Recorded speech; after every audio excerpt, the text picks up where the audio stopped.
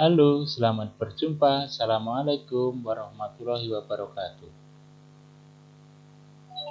Pada kesempatan ini kita akan membicarakan tentang pendeskripsian data. Suatu data yang telah kita dapatkan dari serangkaian pengukuran umumnya memiliki kecenderungan yang terpusat di sekitar satu nilai. Parameter ini dapat menggambarkan satu ringkasan karakteristik data secara umum.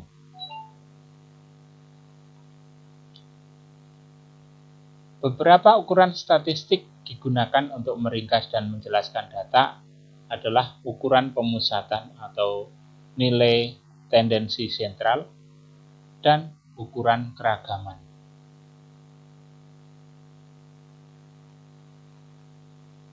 Tendensi sentral atau ukuran pemusatan itu adalah merupakan sebarang ukuran yang menunjukkan pusat segugus data yang telah diurutkan dari yang terkecil sampai yang terbesar, atau sebaliknya,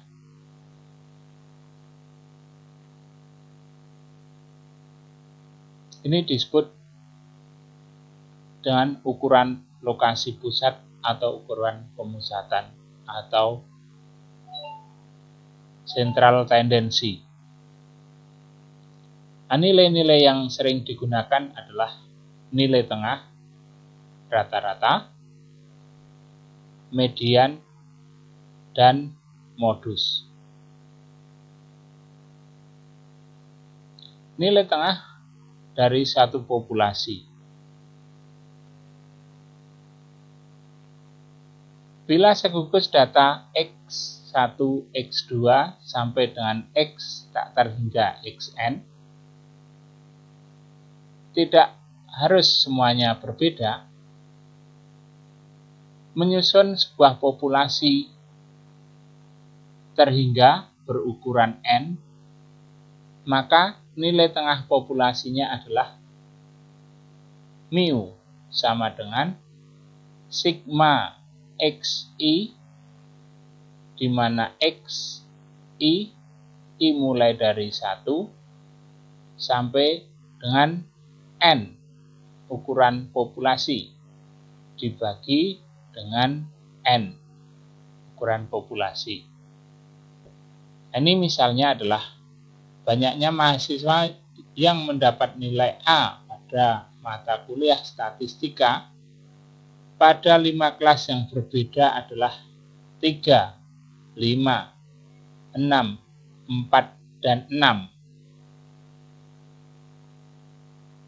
Hitunglah nilai tengah jumlah mahasiswa yang mendapat nilai A. Maka mu atau nilai rata-rata sama dengan 3 tambah 5 tambah 6 tambah 4 tambah 6 dibagi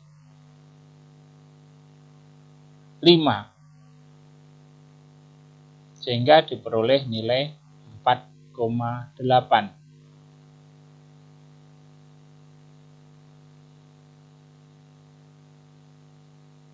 Nilai tengah sampel atau nilai tengah contoh.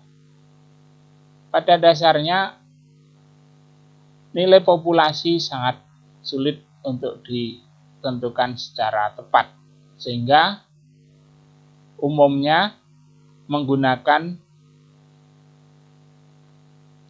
sampel. Nilai tengah satu sampel ini diartikan apabila segugus data X1, X2 sampai Xn kecil, ya, di sini untuk menggambarkan sampel dengan populasi biasanya dibedakan N kecil untuk sampel, N besar untuk populasi. Tidak harus semuanya berbeda. Menyusun sebuah sampel terhingga berukuran N, maka nilai tengah sampel tersebut adalah X rata-rata sama dengan jumlah XI, di mana I sama dengan 1 sampai dengan N, dibagi dengan N. Nah, N kecil di sini adalah jumlah contoh.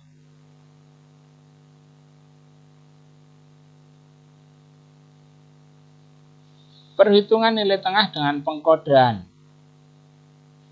Untuk mempermudah penghitungan, penambahan dan pengurangan suatu konstanta pada satu pengamatan mengubah nilai tengahnya sebesar penambahan atau pengurangan itu. Nah, di sini adalah rata-rata Z, ya. Di sini dengan pengkodaan sama dengan jumlah ZI, di mana I sama dengan 1 sampai dengan N, dibagi dengan N, sama dengan X, jumlah XI ditambah A, di mana I sama dengan 1 sampai N, dibagi dengan N. Hasilnya adalah X rata-rata ditambah A.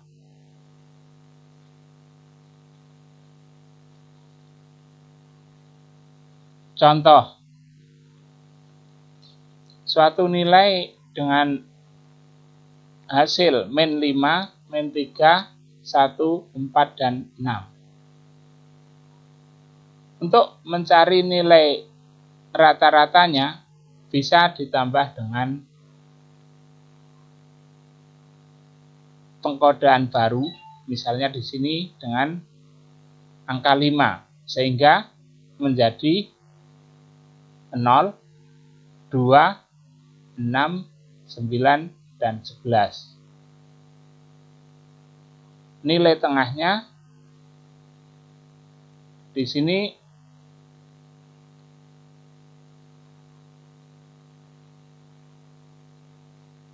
5 dan 6, ya.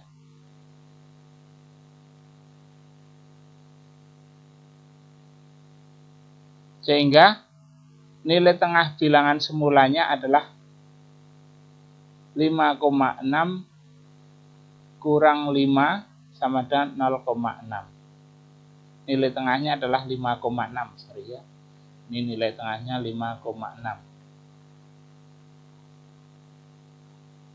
Jika semua pengamatan digandakan atau dibagi dengan satu konstanta, data yang baru itu akan mempunyai nilai tengah yang sama dengan kelipatan konstanta dari nilai tengah semula. Di sini Z rata-rata sama dengan jumlah ZI, di mana I 1 sampai dengan N dibagi N, sama dengan jumlah A XI, di mana I 1 sampai dengan N dibagi N, sama dengan A kali X rata-rata. Nilai tengah bilangan 4, 6, 14 adalah 8. Maka setelah dibagi dengan 2, nilai tengah bilangan 2, 3, dan 7 adalah sama dengan 8 dibagi 2 sama dengan 4.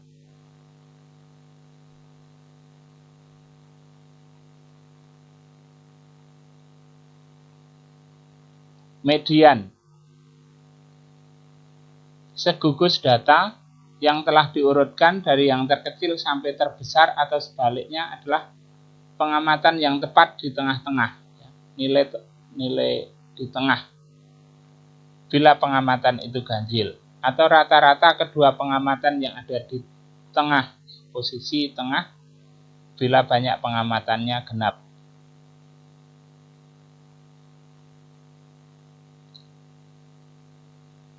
Misalnya dari nilai 82, 93, 86, 92, dan 78, maka nilai mediannya atau titik tengahnya adalah, pertama kita urutkan dulu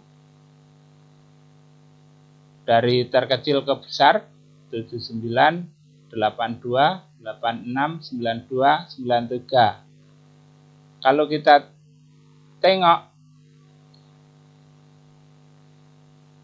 titik tengahnya adalah lokasinya di 86, mediannya 86. Kadar nikotin dalam sebuah contoh acak atas 6 batang rokok adalah 2,3, 2,7, 2,5, 2,9, 3,1, dan 1,9 mg. Maka mediannya adalah 2,5 dan 2,7. Ini dibagi 2 menjadi 2,6. Modus. Modus adalah segugus pengamatan yang terjadi paling sering atau yang mempunyai frekuensi paling tinggi. Contoh 9, 10, 5, 9, 9, 7, 8, 6, 10, 11.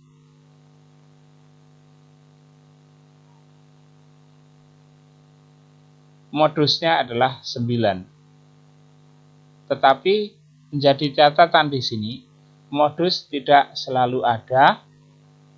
Modus bisa lebih dari 1. Contoh bimodus jika ada 2 modus.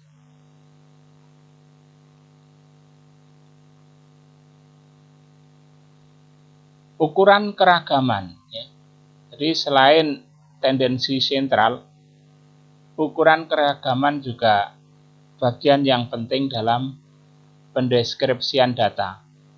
Perlu informasi seberapa jauh pengamatan-pengamatan menyebar dari nilai tengahnya. Seberapa jauh sebaran data yang terjadi. Contoh hasil pengukuran.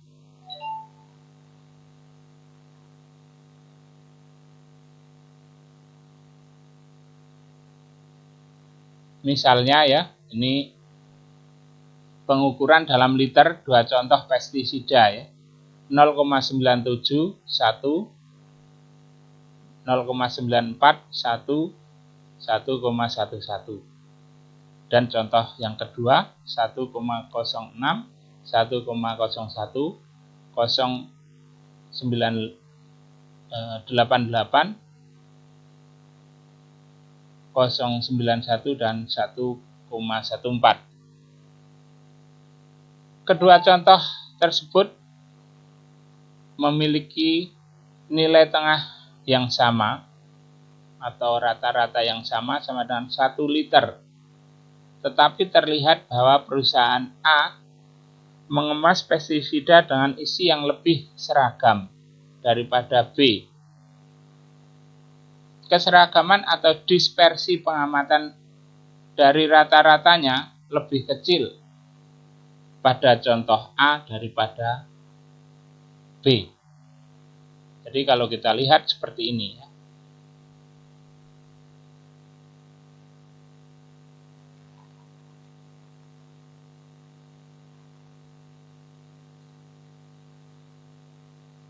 Ragam ya. Simpangan dari nilai tengahnya. Ragam populasi terhingga X1, X2 sampai Xn ya, didefinisikan sebagai sigma kuadrat tau kuadrat tau ini T tau sama dengan sigma dalam kurung XI kurang mu kuadrat, di mana I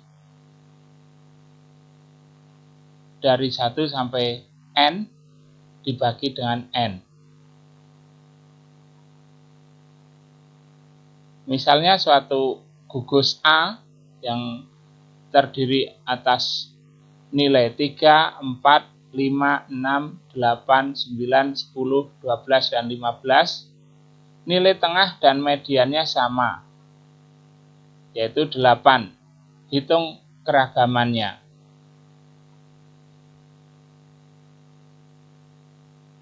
Tau kuadrat sama dengan ini ya rumusnya. Masing-masing selisih dikuadratkan, dijumlahkan, dibagi dengan N, sehingga diperoleh nilai 124/9.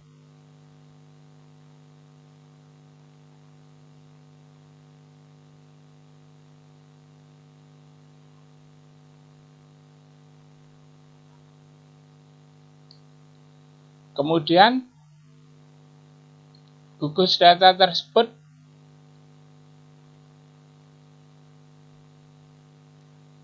simpangan baku bisa dihitung dari akar keragaman. Jadi di sini akar keragaman 124/9. Nah, untuk ragam sampel ini dilambangkan dengan S kuadrat. Ini N kecil, bedanya N besar dengan N kecil.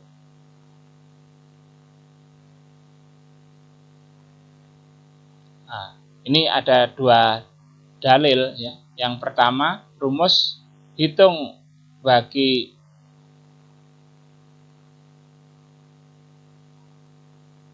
keragaman sampel.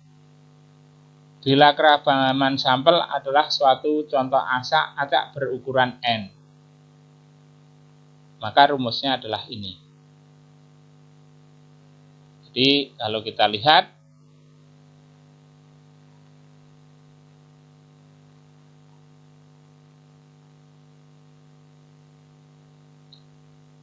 ini carilah keragaman bagi data.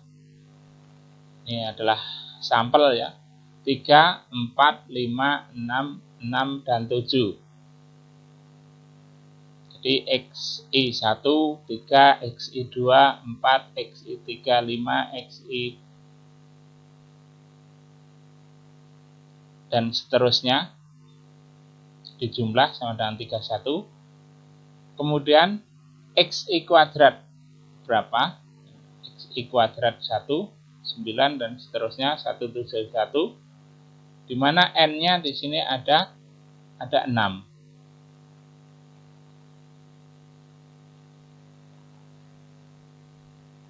Nah, ini ragam dari satu contoh ya, dihitung ya. Jadi di sini 6 kali 171 XI kuadrat, jumlah XI kuadrat dikurang dengan XI kuadrat dibagi dengan XI ya, dikuadratkan dibagi dengan jumlah sampel dikurangi jumlah sampel kurang 1, 6 kali 5, sehingga diperoleh 13,6.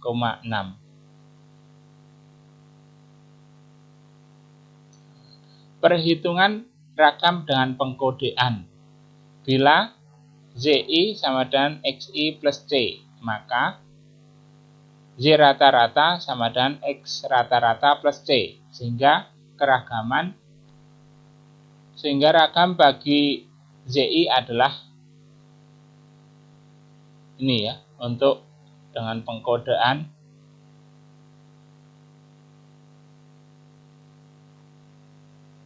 bila setiap pengamatan suatu gugus data ditransformasikan dengan cara menambahkan atau mengurangkan suatu konstanta C, maka ragam data hasil transformasi itu sama dengan ragam data asal. Bila ZI sama dengan XCI, maka Z rata-rata sama dengan C rata-rata. Maka semua YI tersebut adalah ini. Bila segugus data ditransformasikan menjadi gugus data yang baru, dengan menggandakan atau membagi setiap pengamatan dengan sebuah konstanta C, maka ragam data semula sama dengan ragam data yang baru digandakan atau dibagi dengan C kuadrat. Ya. Ini contohnya. Gaji mingguan dalam rupiah 5 pegawai sebuah perusahaan adalah 63.000, 48.000, 52.000, 35.000, dan 41.000. Hitung ragam data ini dengan pengkodean. Bila semua gaji dibagi dengan 1.000 dan dikurangi dengan 50, maka didapat gugus data baru. Dibagi 1.000 dan dikurangi 50, maka diperoleh data 13, min 2, 12, min 15, dan min 9. Maka sigma XI dari X1 sampai 5 diperoleh min 1. Kemudian sigma X kuadrat I dari 1 sampai 5 sama dengan 623. Nah, dimasukkan ke dalam rumus dihasilkan 155,7 keragamannya. Dan setelah digandakan dengan kode kuadrat ya, 1000 kuadrat diperoleh ragam data semula, yaitu 1557 1,557 kali 10 pangkat 8 ya. Kalikan 1000 kuadrat dan 10 pangkat 6 ya. Di 1,557 kali 10 pangkat 8. Yang kedua, dalil Chebyshev. Ini tokoh matematik Rusia ya. Sekurang-kurangnya 1 min 1 per K kuadrat bagian data terletak dalam K simpangan baku dari nilai tengahnya. Untuk K sama dengan 2, maka sekurang-kurangnya 1 per 1 per 2 kuadrat sama dengan 3/4 atau 75% bagian data terletak dalam batas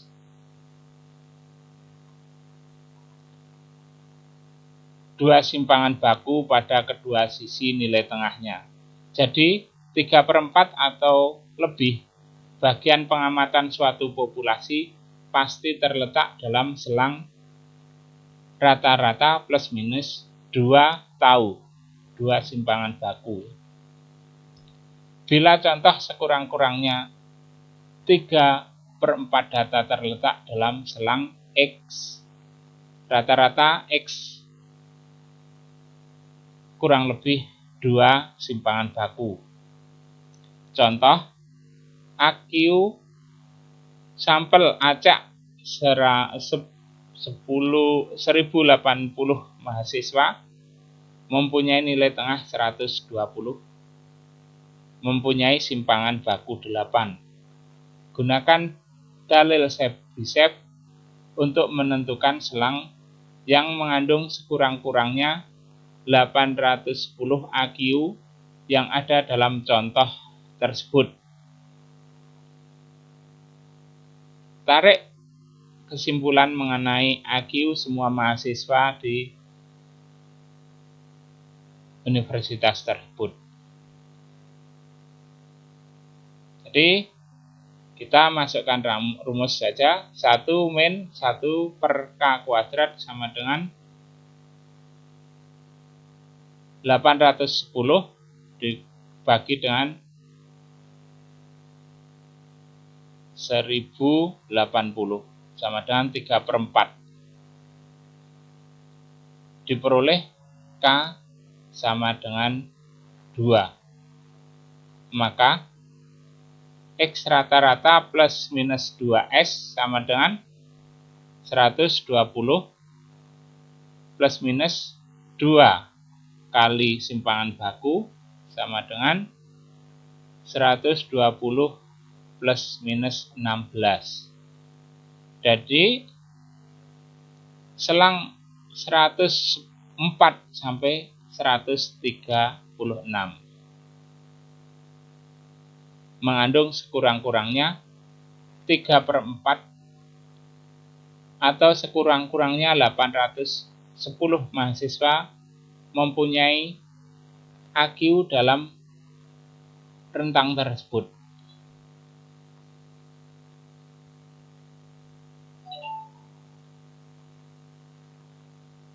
Nilai Z.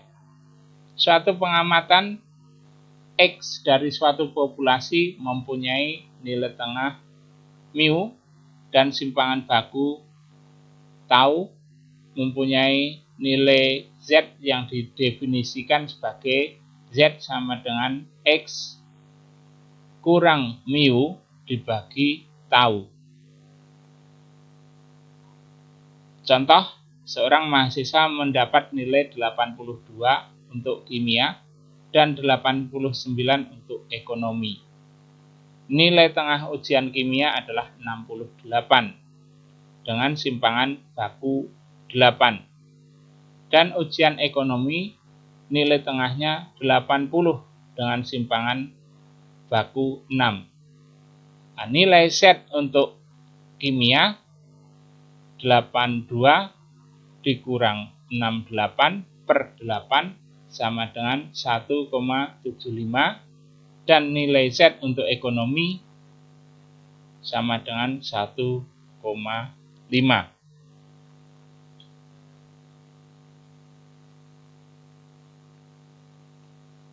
Demikian pertemuan kita hari ini. Terima kasih. Sampai berjumpa. Assalamualaikum warahmatullahi wabarakatuh.